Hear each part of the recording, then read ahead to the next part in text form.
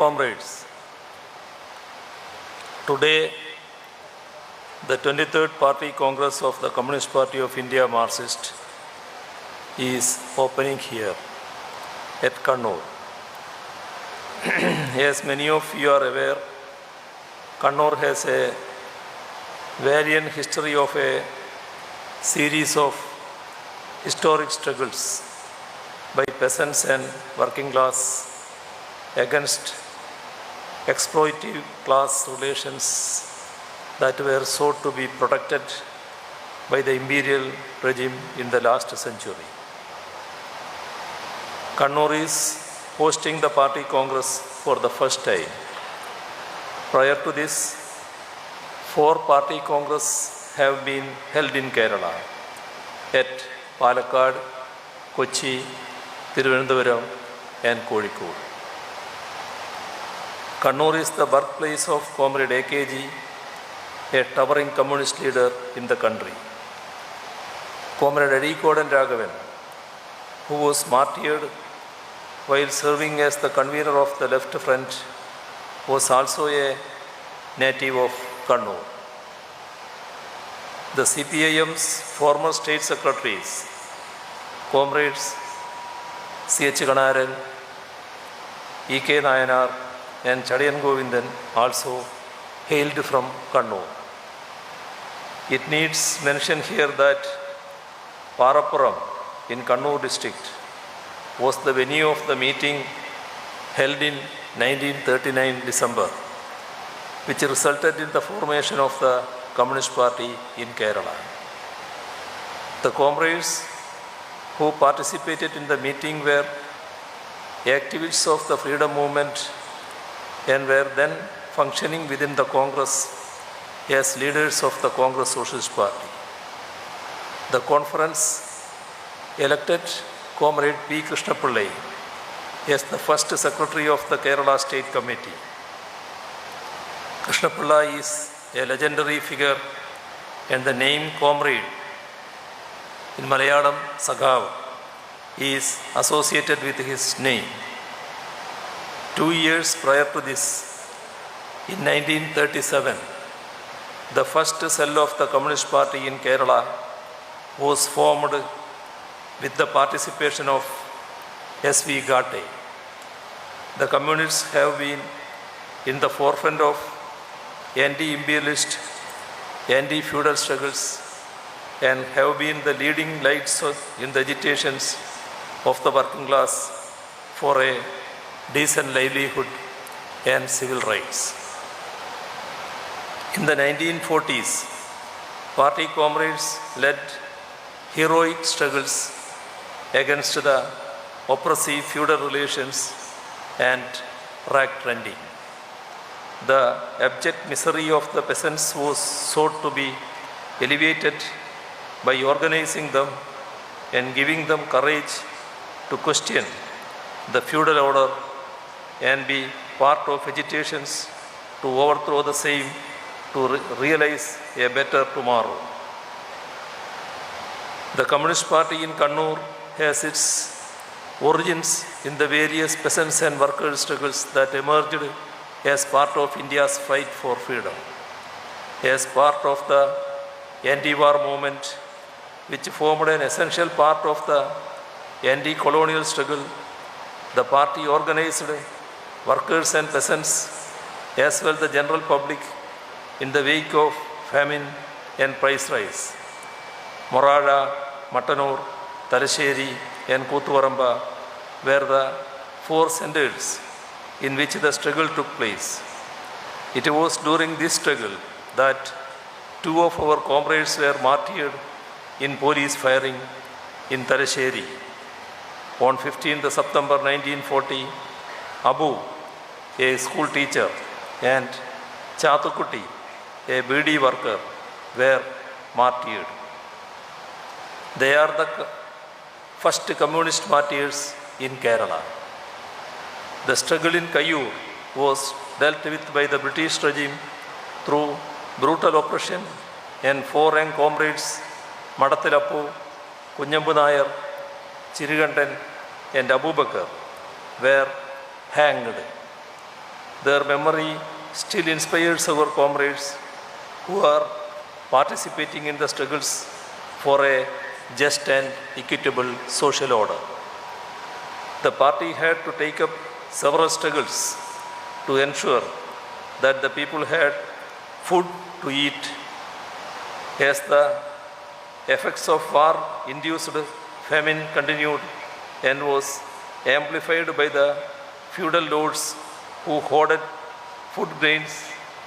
Struggles were conducted to capture hoarded rice and to distribute it amongst the people. In Karivallur, 2 of our comrades lost their lives in police firing as they were resisting gundas of feudal lords who were trying to hoard grains. In Kavambai, police fired at a meeting of farmers and 5 comrades lost their lives. In this period, several struggles took place in Muniyangunnu, Tillangeri, Korom, Padikun and so on too. Even in independent India, the party had to wage struggles to secure the rights of the toiling masses. Under the leadership of the party, 1948 in Unchiyam and 1949 in Shuranad, resulting in the martyrdom of many comrades.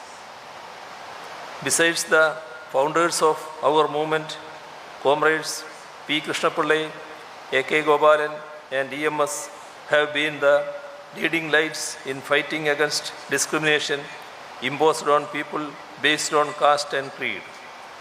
In the agitation for temple entry, our leaders faced severe attacks from the agents of Western interests who represented the outdated social order.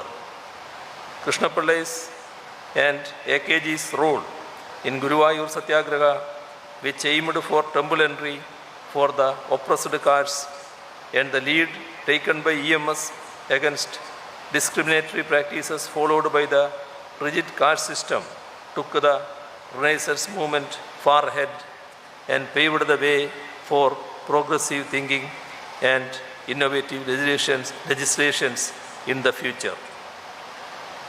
At the dawn of independence, the Congress Party, which came to power, conveniently sidestepped the nationalist slogan of linguistic organization of states in Kerala, in India. The communists championed this cause in Kerala and other parts of the country. Since the latter half 1940s, the demand for Aikya Keralam was articulated in the book Keralam Malayaligalde Madrubhumi, authored by Comrade EMS. Party was in the forefront of this movement in several states. In the Travancore region, Communist Party led the movement against the American model of the Diwan, C.P. Ramaswamy Iyer.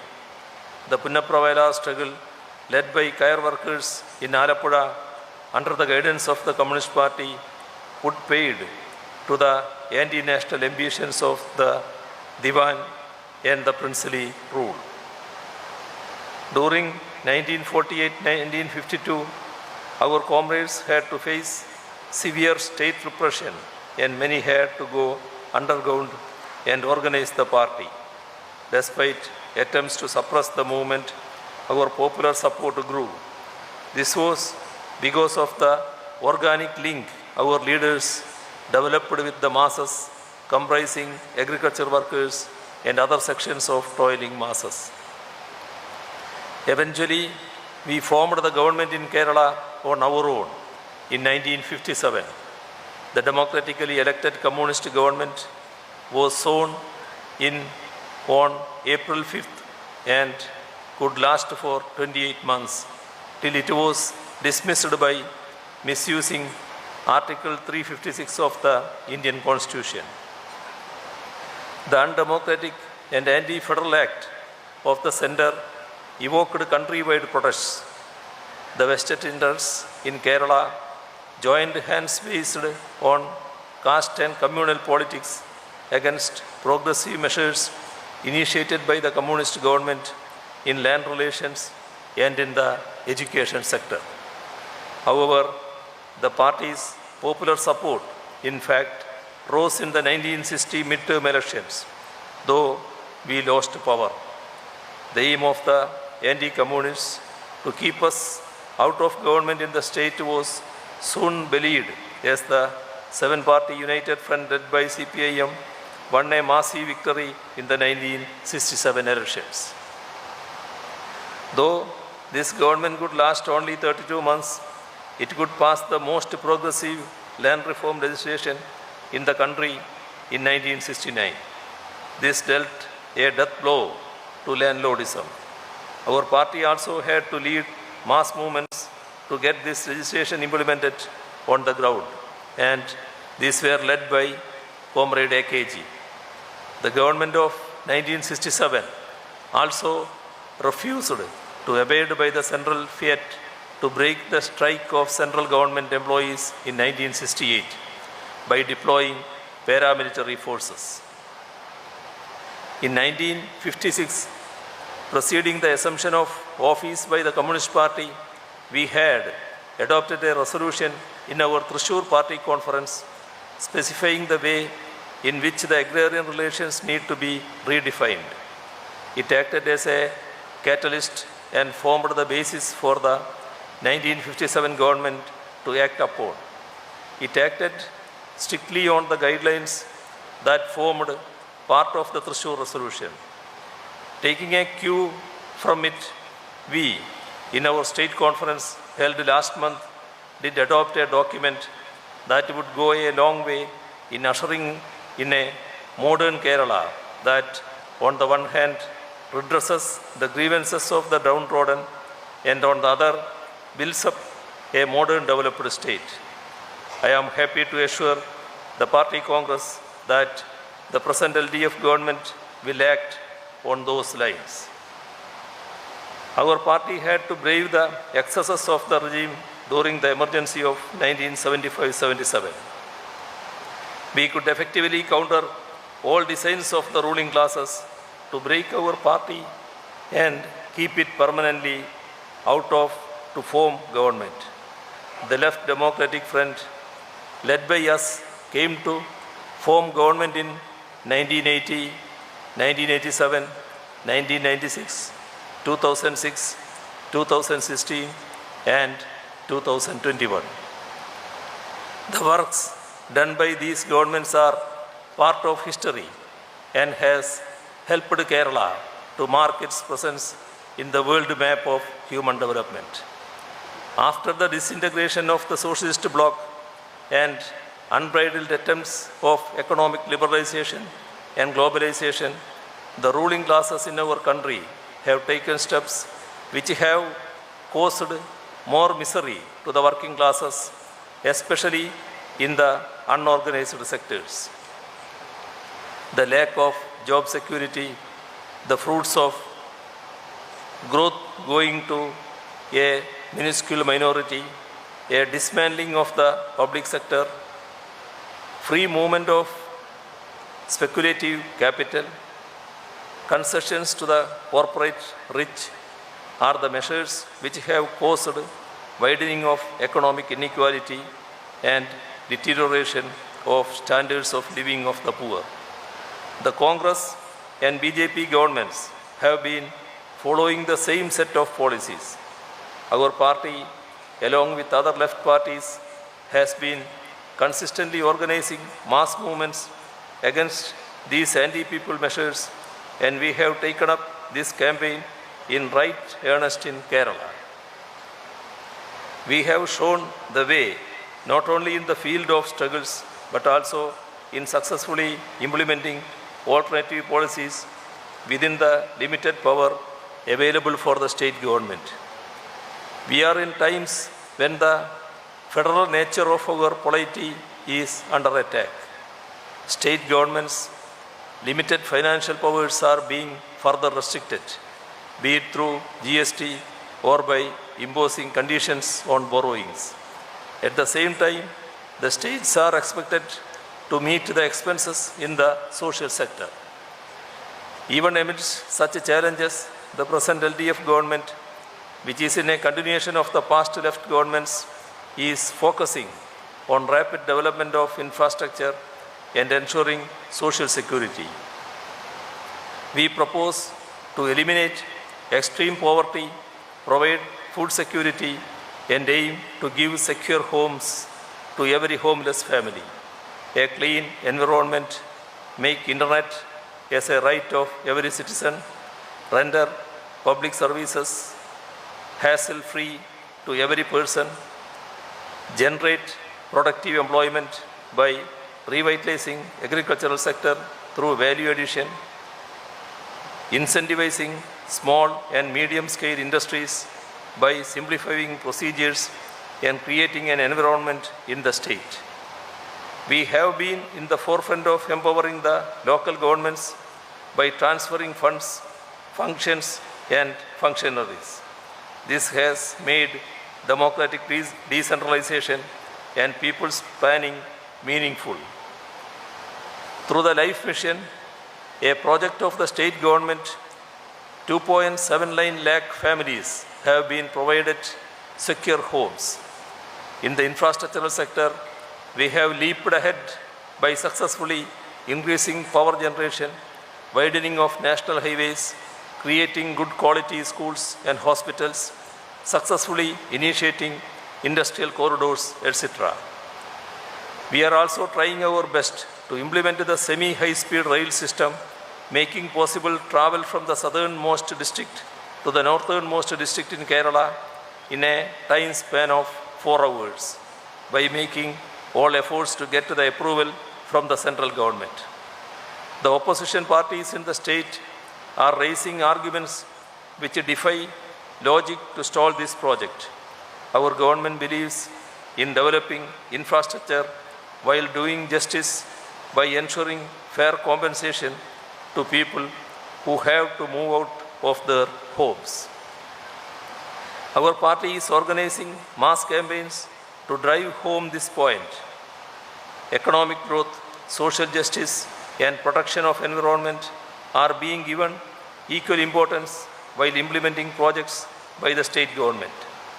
In the 2021 Assembly elections, the LDF could come back to power, unsettling the trend of alternate innings of rival fronts in power.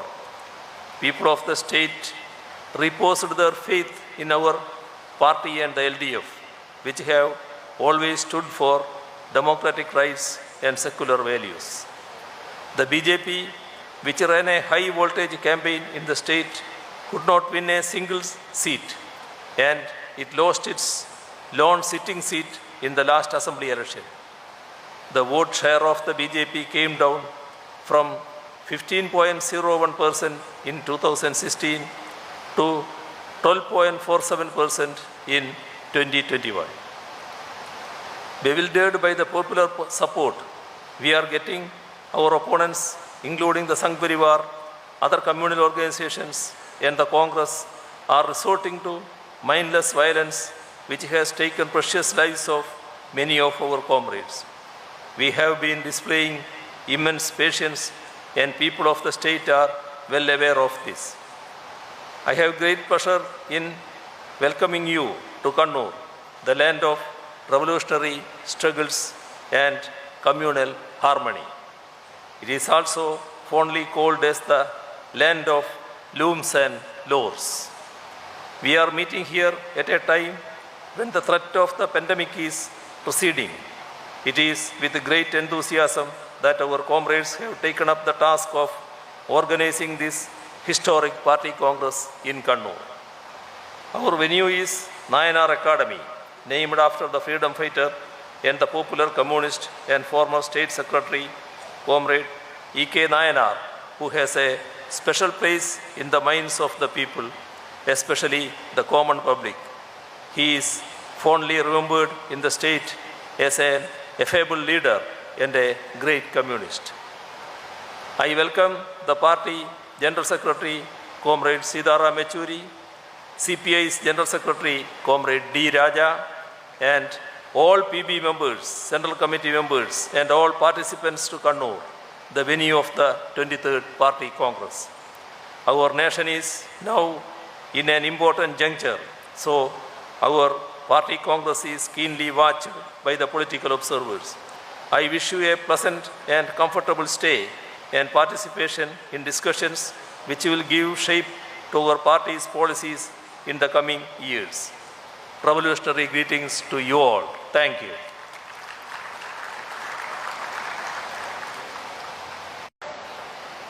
Now, as chairman of this inaugural session,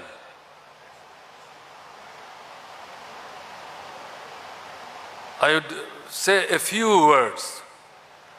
I don't like to create further burden on you. You have been listening about 2 hours. This session is going on. Anyhow, please allow me to speak.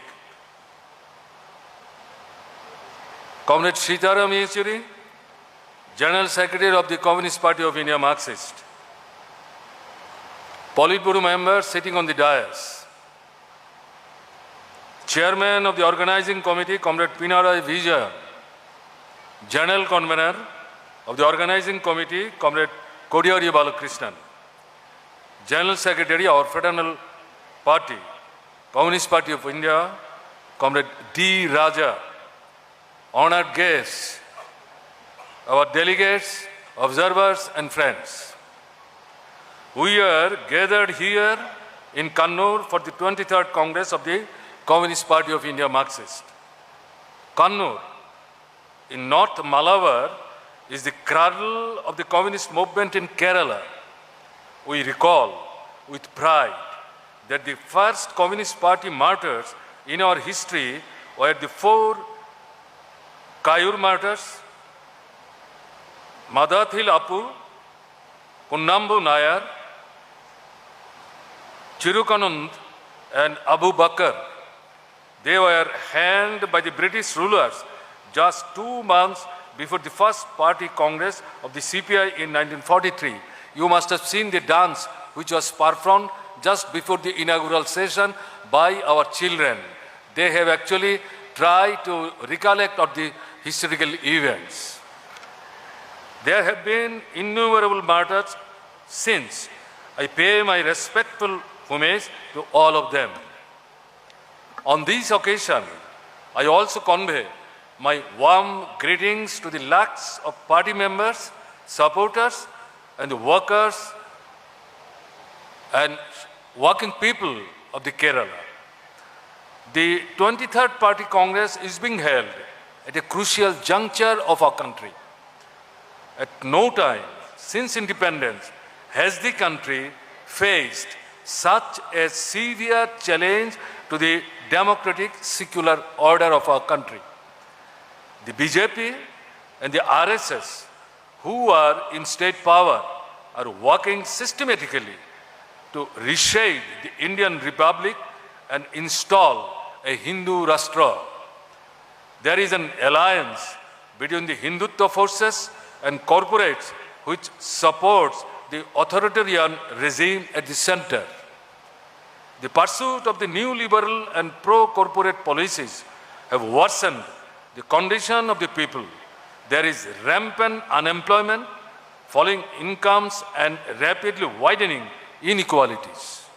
Hindutva facilitates this exploitation of the Indian people by creating communal polarization with its divisive agenda. Minorities are forced with relegation to second-class citizens of our country. The recent period has been growing resistance to the Hindutva corporate regime and its policies.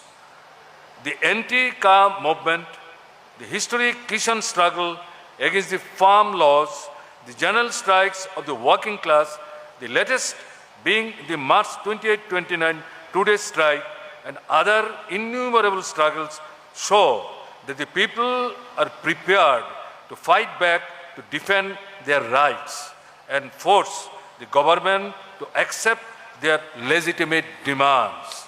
That is, the democratic movement of our country not only taking their defensive role, but at the same time, gradually, they have started taking offensive attitude. That is what I would like to mean.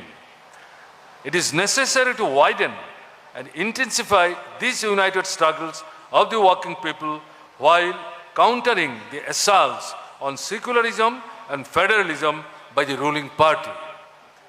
The Communist Party of India Marxist and the left forces have been active in the struggles against the Hindutva corporate regime.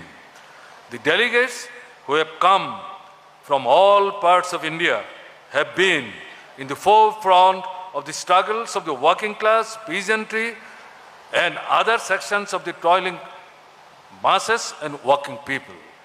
The party Congress will deliberate and decide on the most appropriate tactical line to build the widest unity through struggles and movements, all the secular democratic forces to fight the BJP and the RSS. The party Congress will also discuss how to strengthen the party organizationally so that it emerges as an effective organization capable of mobilizing and organizing the widest section of the working people. Until and unless this is done, even if our tactical line is correct, that cannot be fructified at the grassroots level. That is what we'd like our level best to put proper stress to strengthen our party organization.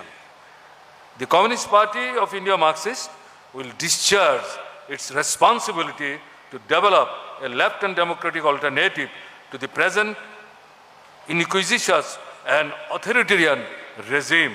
With these few words, I like to conclude. Thank you all. And at the same time, from the chair, I would also like to declare the end of this inaugural session on the occasion of the 23rd Congress of the Communist Party of India Marxist here at Kannur.